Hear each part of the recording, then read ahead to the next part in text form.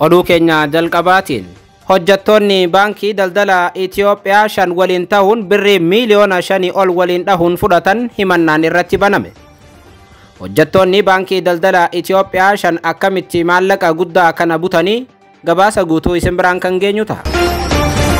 Oduu keenya isa itti aanuun barnoonni gadaa sadarkaa kolleejjiitti akka kennamuuf sirni barnoota kaarkulamiin haaromni qophaa'aa jiraachuu biiroon barnoota naannoo Oromiyaa beeksise. Barnoonni gadaa sadarkaa kolleejjiitti akkamiin kennamuu danda'a? Biiroon barnoota Oromiyaa maal jedhe? Gabaasa guutuu ni dhageessu.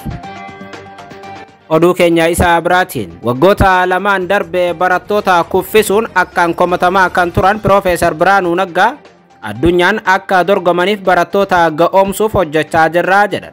Ministeerri barnoota waggaa lamaan darbe barattootatti taphachaa turan akkamitti ammoo barattoota addunyaan dorgomsiisanii gabaasa bal'aa isin biraan kan geenyu ta'a. Akkam ooltan daawwattoota hordoftoota Anolee Global Media. Oduuf odeeffannoo keenya ijoo isaa amma isinitti hime guutuu isaa isin biraan kan geenyu ta'a. Hanga xumura sagantaa keenyaatti dhaggeeffachuun yaada qabdan gara koomentiitiin nuuf barreessaa. Viidiyoon keenya ammoo namoota hedduu bira akka dhaqqabuuf like, share godhuu hin dagatinaa isiniin jedha.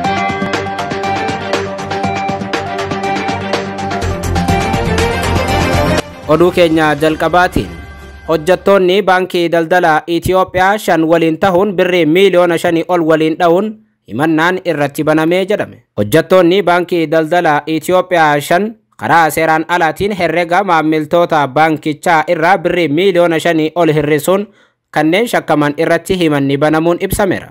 Hojjettoonni baankii daldala Itoophiyaa damee Indoodee kunneen herrega maamiltoota baankichaa garaagaraa irraa maallaqa guddaa hir'isuun gara herrega nama biraatti dabarsuun shakkamanii jira odeeffannoon arrabe.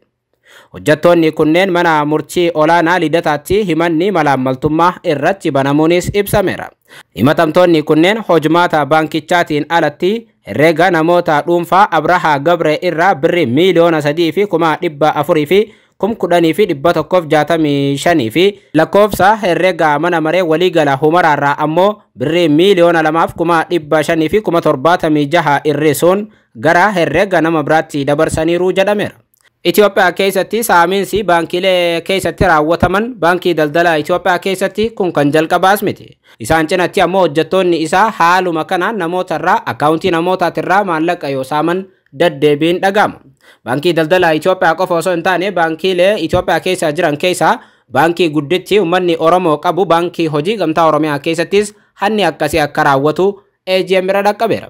Ji'a muraasa dura hojjettoonni baankii hojii gamtaa Oromiyaa damee Dirree Dhawaa herrega nama dhuunfaarraa maallaqa akkaawuntii nama biraa irratti dabarsuun yeroo saamiinsa raawwachuudhaaf qophaa'aa turanitti abbaan herregichaa qabachuu odeeffanneerra.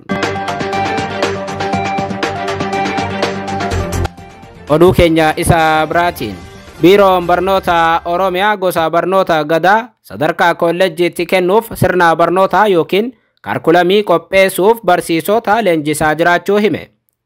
Bu'uuruma kanaan daayirektaroonni barnoota olaanaa hayyoota qorannoo yuunivarsiitotaatii fi kolleejjota 13 irraa walitti bahan waloon ta'uun sirna barnootaa yookiin kaarkulamii barnoota gadaa kolleejjota keessatti ittiin kennamu qopheessuun leenjii fi marii gaggeessuu biiroon barnoota Oromiyaa ibseeti jira.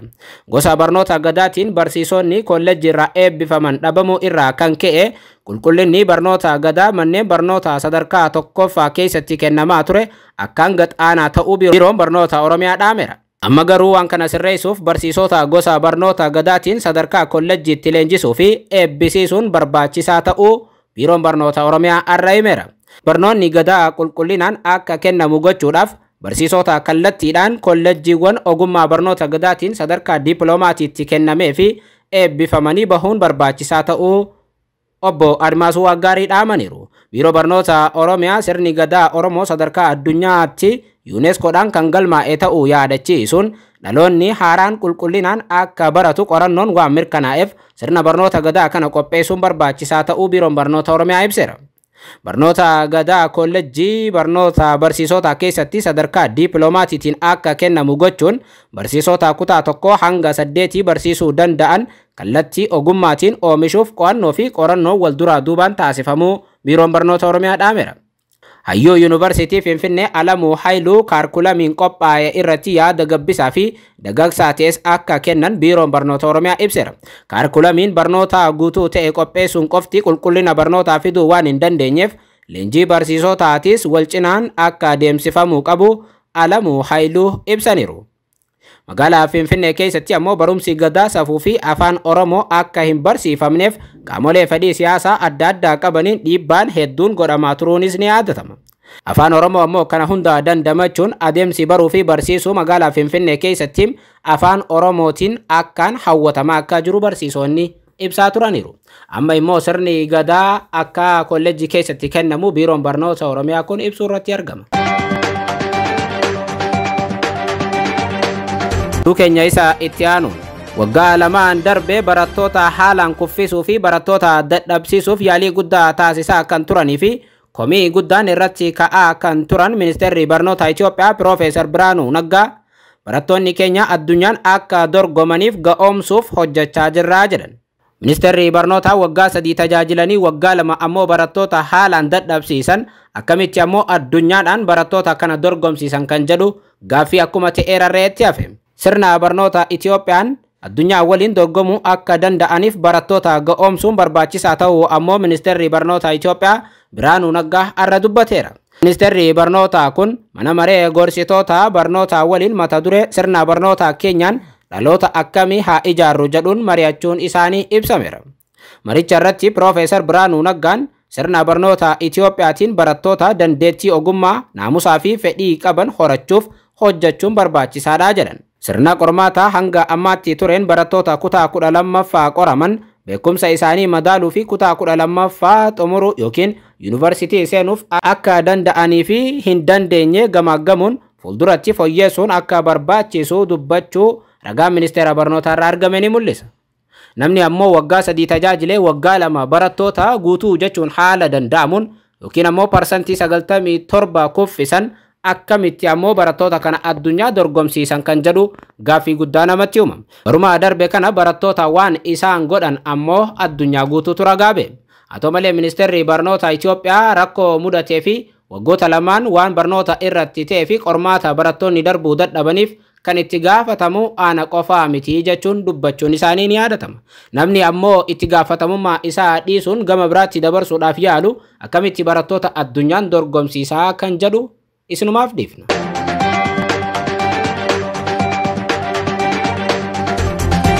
Oduu keenya isa xumuraatii fi biyya alaatiin namoonni 100,000 lakkaa'aman sirna awwaalcha gaggeessaa Hamas kan Beeruutitti ajjeefame irratti argaman.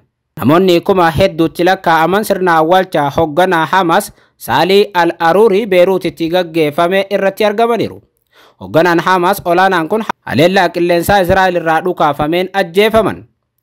Guyyoota 2 dura ammoo magaalaa guddoo Libaanos keessatti haleellaa irra dhaqqabameen kana ajjeefaman Al-Aruuriin ergasii booda ammoo gareen Hamasiitii fi Hizbollaa Israa'elitti dhaadachaa turan. Namoonni hedduun sirna awwaalchaa kanarratti argaman suuraa hoogganaa kanaa dhaadannoowwan waliin qabatanii alaabaa Filisxeemii fi Hamas mirmirsaa daandii dhiphisaa turan. Sagalee muuziqaa, kadhannaawwanii fi dhukaasa gurguddaas dhagahamaa ture. Itti aanaa gaggeessaa Hamas kan ta'e Saalii Al-Aruurii gaafa kibxataa ammajjii 2024 haleellaa diroonii Israa'eliin ajjeefaman. Gaggeessaa Hamas Libaanos magaalaa Beeruutitti ajjeefameef Israa'el gatii osoo hin kaffaliin hin haftu jechuun gaggeessaan garee Hizbollaa Hassan Nasrallah dhaadatanii ture. Ajjechaan Saalii Al-Aruurii irratti raawwatame yakka cimaa fi hamaa callisanii bira darbuun hin danda'amnedha jedhan Hassan Nasrallaan haasaa guyyaa kaleessaa taasisaniin. Itti dabaluun Israa'el Libaanos irratti waraana kan labsitu yoo ta'e Hizbollaan deebii cimaa akka kennuus dubbatan Nasrallaan. Israa'el ammoo waraanattiin waliin seente taanaan gatii guddaa ni baaftii jedhan gaggeessaan garee Hizbollaa Hassan Nasrallaan. Israa'el kanaaf of eeggannoo gochuu qabdi ammoo ajjecha Al-Aruurii irratti raawwatameef gatiisii akka fudhattu akeekkachiisanis ture. Daawwattoota hordoftoota keenya odeeffannoon ammaaf qabanne kanuma yeroo gaarii qabadhaa.